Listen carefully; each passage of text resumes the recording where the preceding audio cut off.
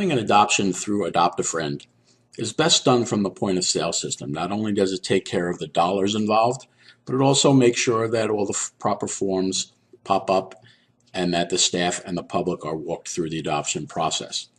A little bit of background.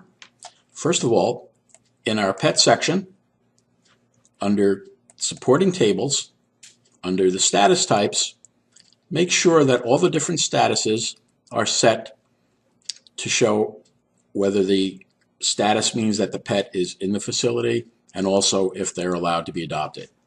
So you can see as we flip through some of these, a stray would be considered in the facility, in-house, and we're not allowing an adoption for that type. So as we go through here, obviously the primary available for adoption, which is generally the status of a pet that is up for adoption, means they are in the facility, and we're also going to allow the adoption to take place. So that's step one. Step two would be in system administration, under supporting tables, under document wording, we want to make sure that we have our adoption contracts, all of the wording for the adoption contracts, and also we have an alternate contract. This contract would be either for a second language contract or perhaps an auxiliary contract or a special contract. The point is there are two contracts that you can choose from when you're doing an adoption.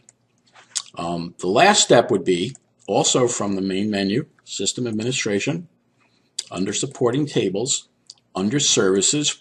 We want to make sure we have all of our adoption fees in the system. So here's an example of a adoption fee that's for dog adoption, mixed breed. It's in the financial category of adoptions, and the automation, which is what is going to happen when this process is run through the point of sale. We're also going to be doing a microchip. So we want to make sure that that service is in the system.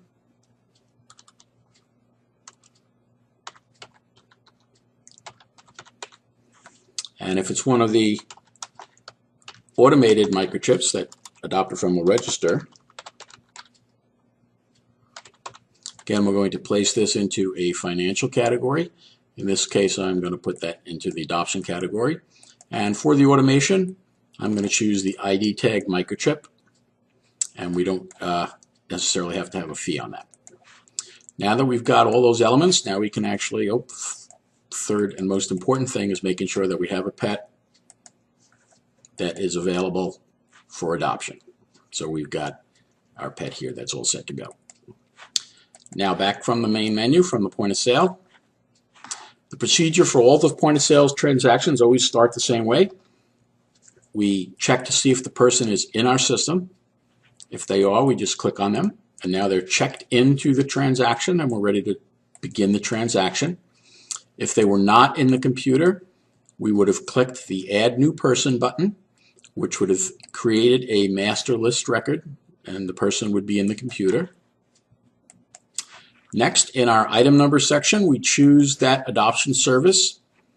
In this case, I'm going to adopt out that mixed breed. The $50 pops up.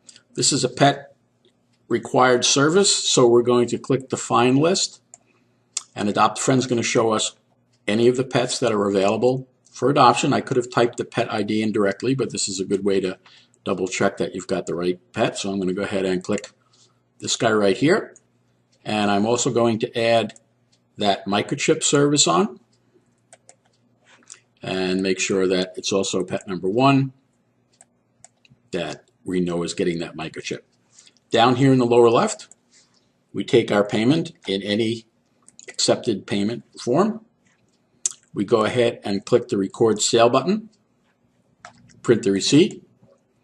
In the background, the pet's record has been automatically updated to show that it has been adopted, and the previous owner or surrenderer has been put into the pet's archive, into the permanent record, so we never lose track of who had originally surrendered that pet. This is the adoption ledger. It shows us that the pet's been adopted. We can print out the various contracts.